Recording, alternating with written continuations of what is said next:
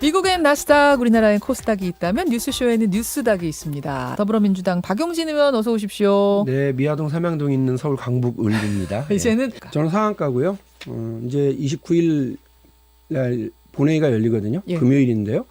이날 국회법에 따라서 유치원 3법이 표결 처리가 돼야 됩니다. 지금 유치원법은 어떤 상태에 있는 거예요? 그런데 이제 문제가 뭐냐면 예. 이 법에 관련돼서 국회법 85조 2 그리고 제8항에 보면 예, 이거를 유예할 수 있는 조항이 있더라고요. 예, 예. 의장이 교섭단체 대표들과 합의하는 경우에는 자동상정, 표결 이거를 다 유예할 수가 있다.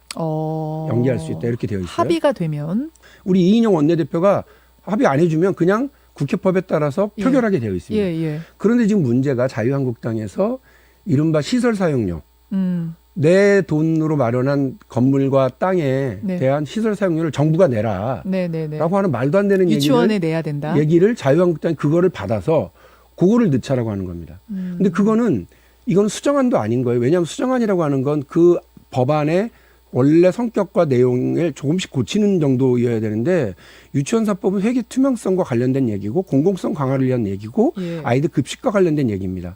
이 세 가지를 굳이 시설 사용료라고 하는 원장님들, 설립자들 호주머니 채워주는 걸로 우리 국민들 혈세를 동원하겠다라고 하는 이거를 섞어서 수정안을 내려고 그러는 건 용납할 수 없는 행위고 이 법의 원래 취지에 역행하는 계약 조항이거든요.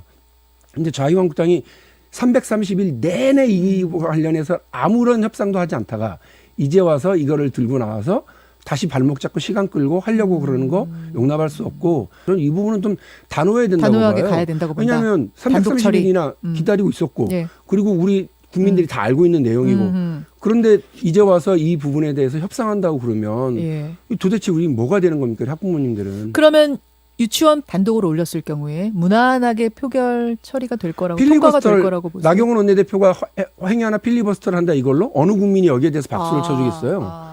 반대 표결을 던지면 되지 그거를 발목 잡는 행위를 한다 며칠이라도 붙잡기 위해서 필리버스터를 한다. 저는 뭐 오히려 자유한국당이 대표 단식하고 있는 정치적인 어떤 그 결단을 퇴색시키는 일을 하게 될 거라고 저는 믿습니다. 그럼 이인영 원내대표가 좀 요거는 따로 처리를 분명히 정리하고 가야죠. 빨리 했으면 좋겠다라는 말씀이신 거예요. 좀 답답합니다. 이번에 그 유치원사법 통과가 되고 나면 제일 먼저 해야 될 일이 뭐냐면 사립유치원에 대한 지원입니다. 근데 어디들 지원해야 되느냐면 우리 선생님들이 사실상 거의 최저임금 수준의 박한 처우에 이제 있기 때문에 선생님들의 처우 개선을 우선으로 해서 그 혜택이 우리 아이들에게 고스란히 돌아갈 수 있도록 하는 것이 맞다고 보고요. 이렇게 시설 사용료라고 그래서 그 지금 우리 뭐 교육부에서는 단호히 거절했던 바고 말도 안 되는 거다. 말씀하신 것처럼 초등학교, 중학교, 고등학교, 대학교도 다 설립자들이 자기 땅과 건물을 내서 교육을 하고 그렇죠. 있는데 그럼 이제 초중고등학교도 다 내놓으라고 그럴 거란 말이에요. 알겠습니다. 말이 안 되는 조치입니다. 자, 여러분 유치원 법안은 이런 상황이라는 거 오늘 파악하셨을 거예요.